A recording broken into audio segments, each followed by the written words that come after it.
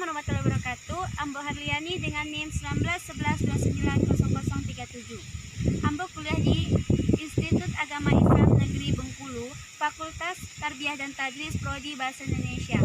Baiklah, Siko, Ambo hendak menceritakan asal muasal kota Bengkulu. Alkisah, pada zaman dulu berdirilah sebuah kerajaan bernama Kerajaan Serut. Kerajaan Iko dipimpin Kek Ratu Agung. Ratu Agung Iko mempunyai 7 orang anak. Anak sulungnya bernama Pangeran Anak Dalam dan putri bungsunya bernama Putri Gading Cempaka. Saat Ratu Agung wafat, sang anak sulung pun akhirnya dinobatkan sebagai pemimpin baru Kerajaan Serut. Nyo pun meneruskan tahta dari orang tuanya tersebut dengan baik, bijak, dan adil.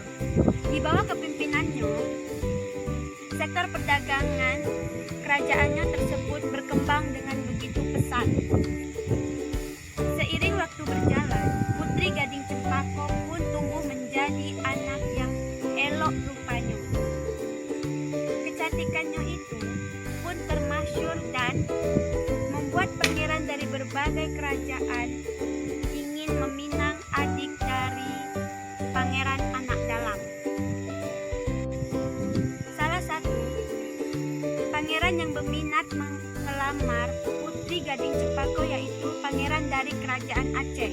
Sang pangeran juga mengirim pasukan bunuh untuk melamar sang adik bungsu Kerajaan Serut tersebut.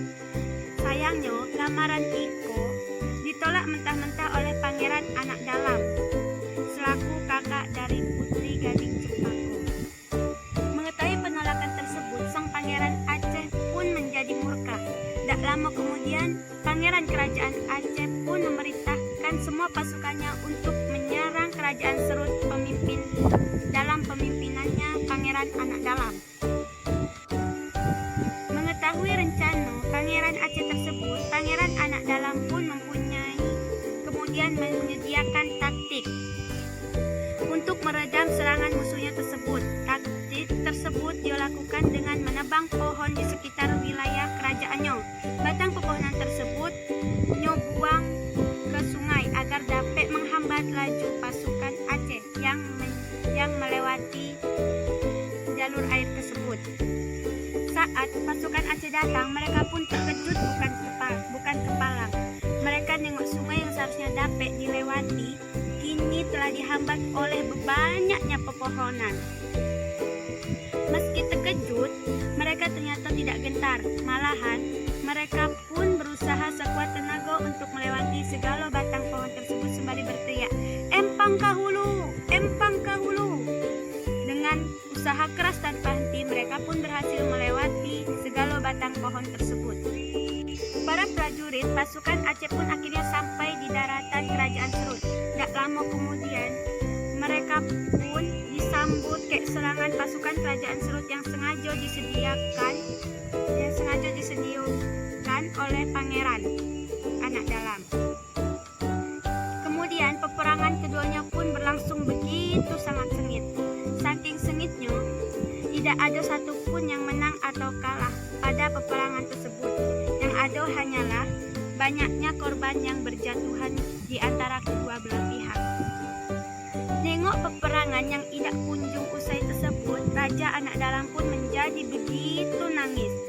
Dia sudah tidak sanggup lagi nengok korban-korban yang berjatuhan dan perang tidak kesudahan tersebut. Perang itu pun akhirnya berakhir dengan kesepakatan damai antara dua belah pihak. Dan Pangeran Anak Dalam beserta 6 adiknya pun berpindah tempat ke Gunung Bungkuk. Tempat bekas peperangan dua kerajaan Iko pun akhirnya berubah nama menjadi Bengkulu, yang diambil dari semboyan Empang Kahulu yang diujarkan oleh pasukan Aceh saat peperangan terjadi. Semboyan tersebut selalu berganti penyebutannya di tiap waktunya, sehingga pada akhirnya semboyan tersebut kini menjadi Bengkulu yang kita kenal pada saat ini. Baiklah, sekian dan terima kasih. Wassalamualaikum.